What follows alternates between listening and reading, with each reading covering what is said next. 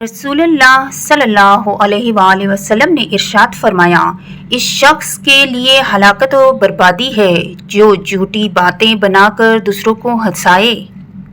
ہر کسی کے لیے وہی کچھ ہے جس کی اس نے نیت کی ہے۔ رسول اللہ صلی اللہ علیہ وسلم نے ارشاد فرمایا، لوگوں کے عیب نہ ٹٹولو ورنہ اللہ تعالیٰ رسوا کر دے گا۔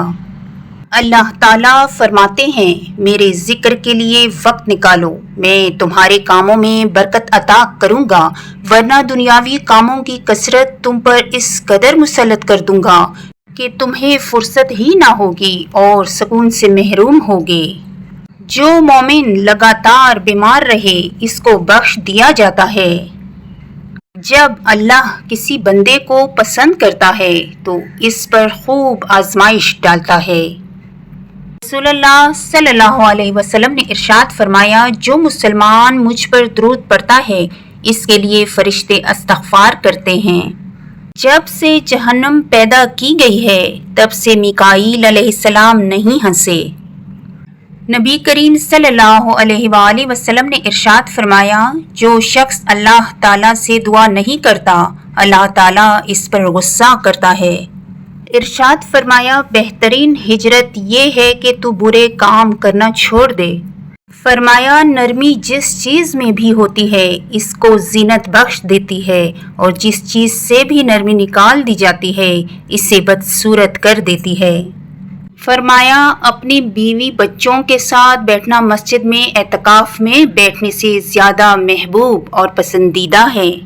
ارشاد فرمایا، رشتہ داری کاٹنے والا جنت میں نہیں جا سکتا۔ فرمایا، بہت سی عورتیں جو دنیا میں باریک کپڑا پہننے والی ہیں وہ آخرت میں ننگی ہوں گی۔ رسول اللہ صلی اللہ علیہ وآلہ وسلم سے پوچھا گیا، سب سے افضل انسان کون ہے؟ آپ صلی اللہ علیہ وآلہ وسلم نے فرمایا، ہر وہ شخص جو دل کا صاف اور زبان کا سچا ہو۔ ارشاد فرمایا، تم خود کو پاک مت کہو، تم میں سے نیک آدمیوں کو اللہ جانتا ہے۔ فرمایا، نظر کا لگنا حق ہے، اگر کوئی چیز تقدیر پر سبقت لے جانے والی ہوتی تو وہ نظر ہوتی۔ رسول اللہ صلی اللہ علیہ وآلہ وسلم نے فرمایا، اگر تم اپنے وارثوں کو اپنے پیچھے مالدار چھوڑ جاؤ تو یہ اس سے بہتر ہے کہ تم انہیں محتاج چھوڑو کہ لوگوں کے سامنے ہاتھ پھیلاتے پھریں۔ فرمایا، باپ سے منہ نہ پھیرو، جس نے اپنے باپ سے منہ پھیرا اس نے کفر کیا۔ فرمان مصطفیٰ صلی اللہ علیہ وآلہ وسلم ہے، سب سے افضل صدقہ روٹھے ہوئے لوگوں میں صلح کرا دینا ہے۔ لوگوں میں بدترین شخص وہ ہے جو اپنے گھر والوں کے حق میں تنگی کرنے والا ہو۔ آپ نے فرمایا، جو شخص دنیا میں دوغلا پن اختیار کرے گا تو قیامت کے دن اس کے منہ میں آگ کی 2 زبانیں ہوں گی۔ اللہ اس آدمی کو پسند نہیں کرتا جو میلا کچیلا اور پریشان حال ہو۔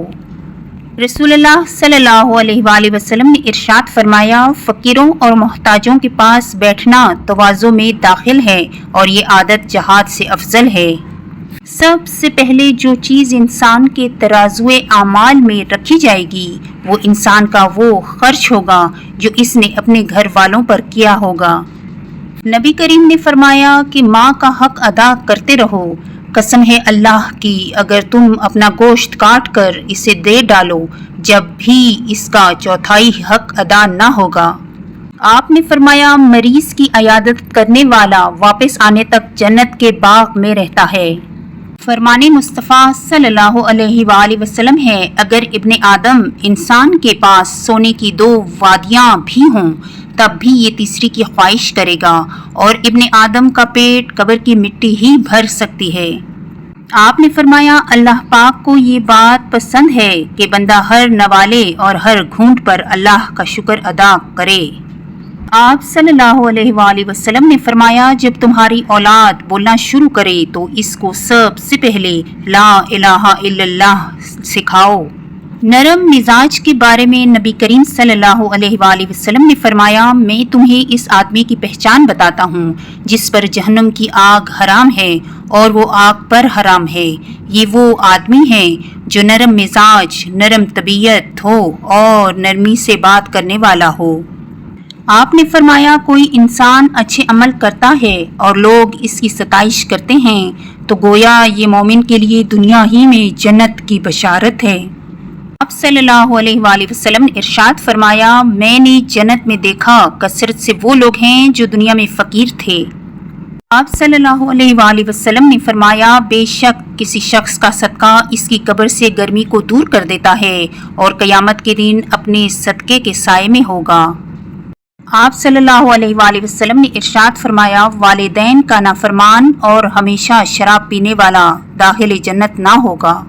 مسلمان کی ناحق بے عزتی کرنا سود کھانے سے بھی بڑا گناہ ہے۔